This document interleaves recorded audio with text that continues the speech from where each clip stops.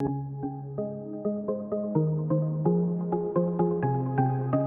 everyone, I'm Kat and welcome to my channel, Naturally Beautiful Girl. So today I'm doing the second part of a video that I posted on my channel a few weeks/month ago, and that was my skincare recommendations for oily skin. So to follow that video up, I'm now going to be doing my makeup recommendations for oily skin. You guys know that my weakness especially lies in makeup. I love makeup and I have extremely oily skin. And I feel like this is the perfect time of year to film this video as well because it is summer, and even if you don't have particularly oily skin in the summer, your skin does tend to get more oily. You also sweat. So these products are ones that also are really awesome for summer, regardless of if you have oily skin or not. Even though there are a lot of products that I love, I particularly want to focus on ones that I think work really well for oily skin, or ones that might surprise you that work well for oily skin. So although I could go on and on and on about all the products I love, these are really targeted towards how well they work for oily skin. If in general you just want to find out what my favorite makeup products are, I always have my monthly favorite videos. I have my year-end roundup of my favorites as well, so those are good places to look for just kind of my general favorites. But these are very targeted towards working well on oily skin. With that being said, I'm going to just jump right into this video. The first product I am going to be talking about is not going to be primer. And that is for a very particular reason. I don't use primer. I know it's shocking. I get asked about it a lot, but I do not use primer. I've tried out a number of primers. I've tried out the Ilia True Skin Serum primer. I'm currently trying out the Pacifica Cherry Matte Primer, but in general, I just don't find primers to be that helpful and not really worth an extra step in my routine. So I typically just use a lightweight moisturizer in the morning. If you want to find out what some of those are, definitely check out my favorite skincare products for oily skin because I talk about a lot of the moisturizers that I use. So I typically use one of those and then go in with a sunscreen, and I also talk about the sunscreens I use in that video as well. And then I'll go straight into my makeup. If I do want a bit of extra staying power with my makeup, I will often go in with my 14E Prime and Set powder underneath my foundation. Yes, I know, it's crazy, but if you really need your makeup to hold up well, that is a good trick I have learned. I think I heard about it from Jackie Ina, who's a conventional beauty YouTuber that I watch, and she has oily skin, and she often does that trick to help her makeup last longer. And I find that it works well, but on an everyday basis, I don't do that. I typically only do it if I know I'm going to be outside a lot, it's going to be particularly hot, or I'm just, around people, around my friends and hanging out, and I really need my makeup to stand up and last a long time. But I am going to be talking about that powder more extensively in a few minutes when I talk about my favorite setting powders. Because I don't have a primer to recommend, I'm just going to go straight into foundation. I have quite a few of these to talk about. The reason why I'm going to talk about all these is they're slightly different types of foundations, and I think depending on what you are looking for in your foundation, these different ones can be helpful. So I'm first going to start off with what I consider to be the most matte foundation that I own, and also the most full coverage as well.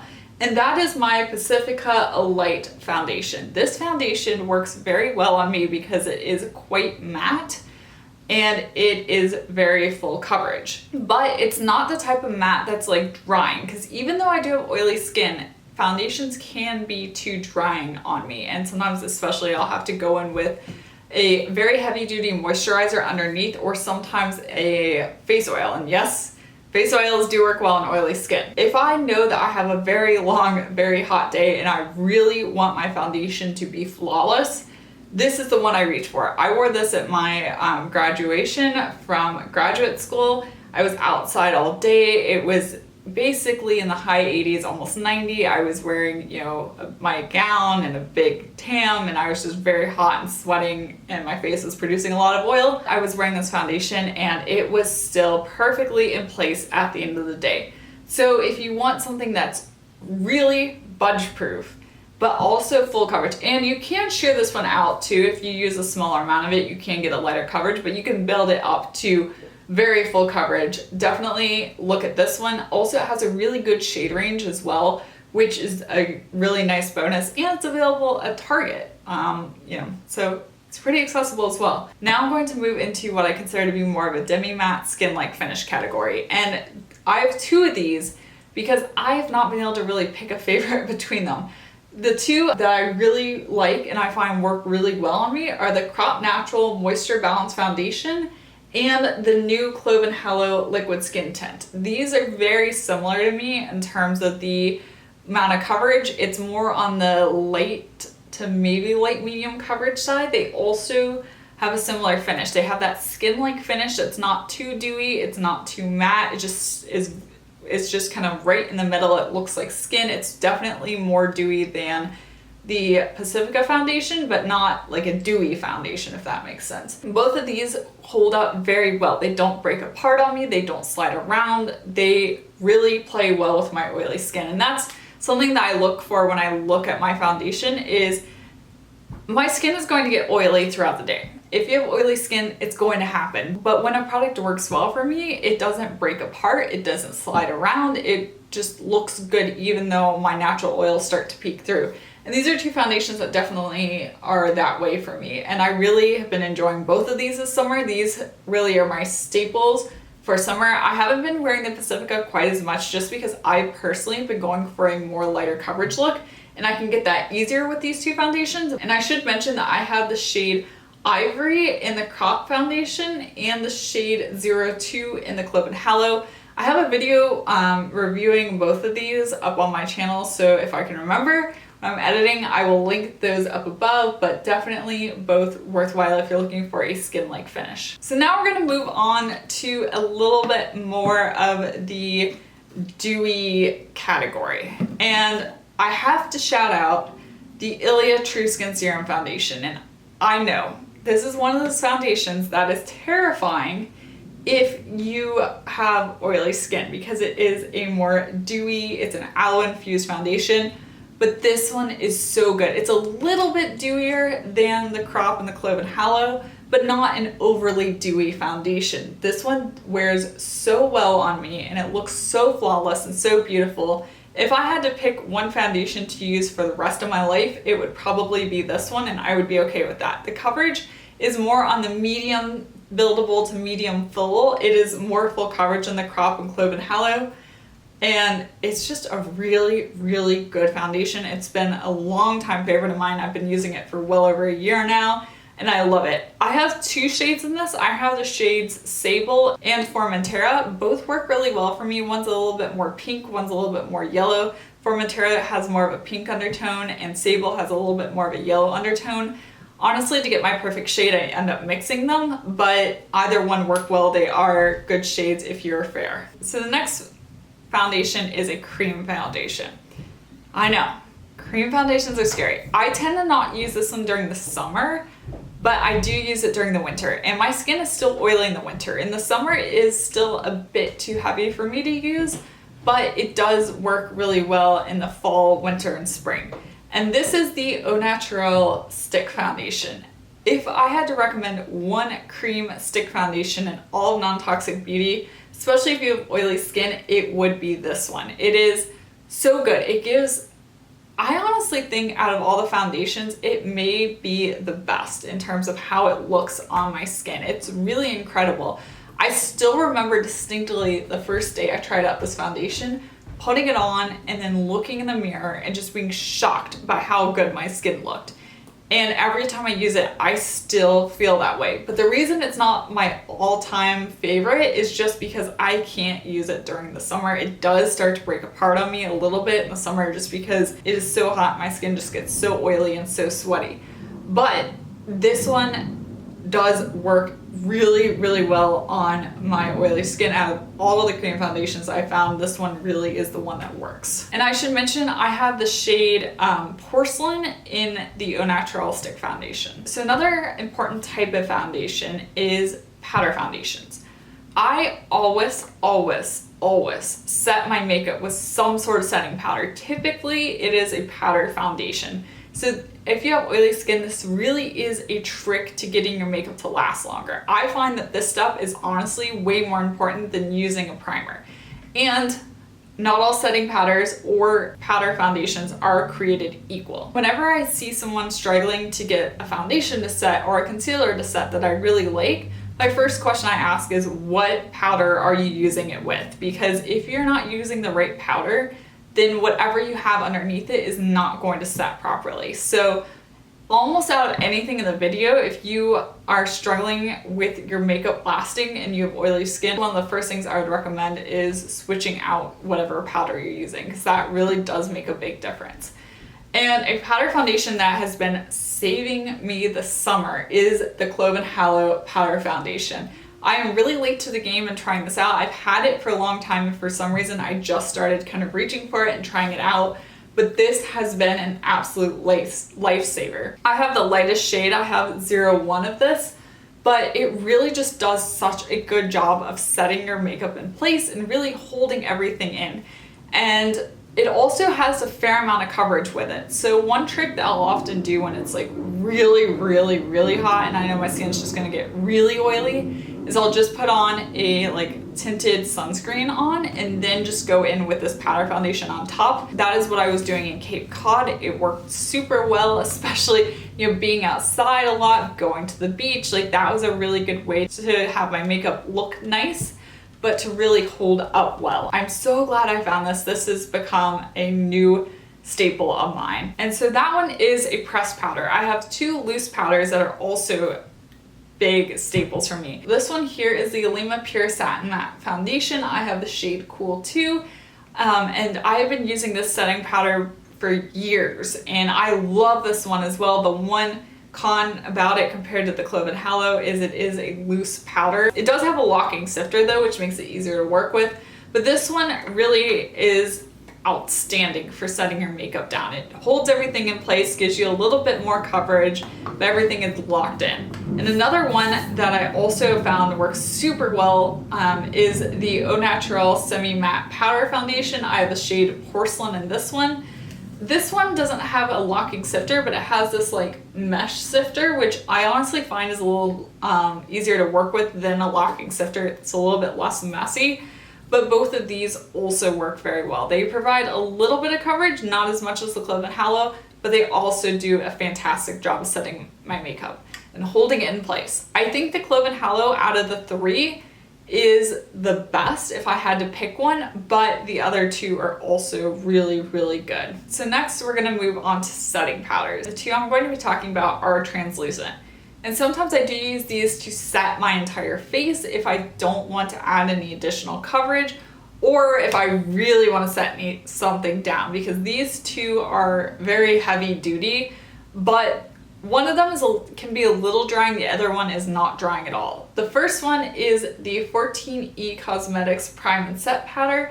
This is my go-to powder. This is a powder that I also will use as a primer and put underneath my foundation if I really want my makeup to stay in place. This one I would probably rank over all of the best setting powder I have found in Nontoxic Beauty because it really locks things in place, but it's not overly drying. It just works really well. And I have issues with my concealer creasing and moving around on me, and this helps it to stay in place and not do that, but also doesn't make my under eyes look overly dry and overly cakey. Whenever someone's struggling to find a good setting powder, I always recommend this one. There's another one that's also very good, and this is the RMS Beauty Unpowder.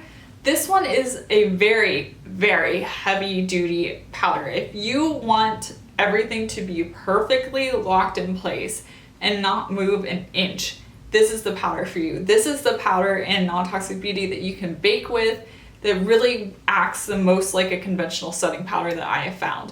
But with that, it can be a bit drying. I will give that caveat. If you get too much on, even with oily skin, it can make things, especially like your under eyes, look dry. So that's why it's not my favorite. I think the 14E is easier to get a flawless look, and it takes less effort and less fiddling, and it's just easier to work with. But if you want everything to be budge proof, no oil coming through, then this is the powder for you. I have a lot of concealers that I like, and these well, one of them has become one of my all-time favorite concealers. The other one I like a lot, but it's probably not my all-time favorite. But the reason why I want to talk about them in this video is because they are self-setting, which if you have oily skin is really helpful. What I mean by self-setting is they dry down. I set them, but I think if you had drier skin, you could just get away with just a concealer without additional setting. For oily skin, setting is key. But the two concealers I really like and work really well on my oily skin. The first one is the Pacifica Liquid Cover Full Coverage Lasting Concealer. This concealer is quite full coverage. It is very good in terms of coverage. The shade is not great. I have the shade 20NF. It'll work. I wish they had one shade lighter. That would be better for me, but this one I can make it work. But this is quite full coverage and it really does dry down and set well. I find that if I want a really flawless, quite full coverage look, I pair this concealer with the foundation from Pacifica and everything is great. And then the other concealer that I also find works very, very well is the Ilia True Skin Serum Concealer. This is also a bit of self-setting concealer. It does dry down. It has less coverage than the Pacifica. It still does a good job of concealing your under eyes, and it's better if you want to have a kind of minimal or no makeup look. This is a better option than the Pacifica, but it also does dry down. And once it dries down, I set it a little bit, it is good to go. It's staying in place. I have the shade Arrowroot, which is 0.5 in the Ilia, and I have the shade 20NF in the Pacifica. I'm not a huge fan of face primer, but I am a big fan of eye primers. So I love the Ilia Pure Eye Primer. I have oily eyelids that are also hooded. This does not completely solve my problem of eyeshadows moving around and transferring on me. But let me tell you, it does help a lot. I can definitely tell a difference when I'm using this primer versus when I'm not. And if you're at all struggling with that, I highly recommend checking this out. This one is not vegan though. I am trying one out from Terre Mer. I don't think I like that one quite as much as this one from Ilia Pure, but that one is vegan. They're smudge proof eyeshadow base. Out of all the eye primers I've tried, this one has been the most effective at combating my eyeshadows moving around and creasing on me. While we're on eyes, I also want to mention two mascaras. And I know mascaras can be rather personal. What you like in a mascara can be very different from person to person, but I want to mention these two because these have been extremely budge proof on me. These are the mascaras that I can exercise in. I can go to the gym and they are not smudging, they're not flaking. Once I put them on, they are staying on my lashes and not moving around to the rest of my face. And with oily skin, I find that mascaras will tend to transfer around just because there's so much oil on my face. The first one is one that you guys probably already knew what I was going to say before I said it, and this is the Honest Beauty Mascara. This is probably the most budge-proof mascara I have found in Nontoxic Beauty. It's also one of my favorites for what it does for my lashes. It has a primer, so you're able to get very lengthened lashes, but you're also able to get a lot of volume. So it's really everything you want in a mascara. It can be a little tricky to get off, honestly, because it's so budge-proof, but it is really, really good. I really like it. This one is also a newer discovery for me, and this is the Weis mascara. And this one also has been doing such a great job of staying in place and not smudging and not budging. I'm wearing the Weis mascara today. I've been wearing it throughout the summer and it has been getting really hot. It is basically 90 degrees in Boston right now, so I'm truly putting this mascara to the test. I also wore it on Cape Cod. It wore beautifully there as well. It wasn't smudging, it wasn't transferring. It's steep, but the one good thing is once you purchase it, you can just purchase the refills and you don't have to repurchase the entire package. So I find that at least makes you feel a little better about it, but it is a really good mascara and it's not quite as volumizing or dramatic as the Honest Beauty. It does make my lashes look nice and it stays in place. So I'm quickly going to wrap this video up by hitting on some blushes. Blushes are something that tend to transfer and move around on everybody. And especially when you have oily skin, that process is accelerated. So I'm going to tell you what my favorite powder, liquid, and cream blush is. So for cream, I am shocked by how much I love the Kjaer Weis cream blush. I have the shade in Embrace, which is this kind of nice corally peach color, and what has shocked me about this blush is it's really pigmented. It blends out super well, but it dries down. It doesn't stay creamy on my cheeks. It kind of goes from a cream to powder finish, and that definitely helps it to stay in place on my cheeks. Like, this is one of the longest lasting cream blushes on me. And yes, it is very expensive, but it shows in how well it performs.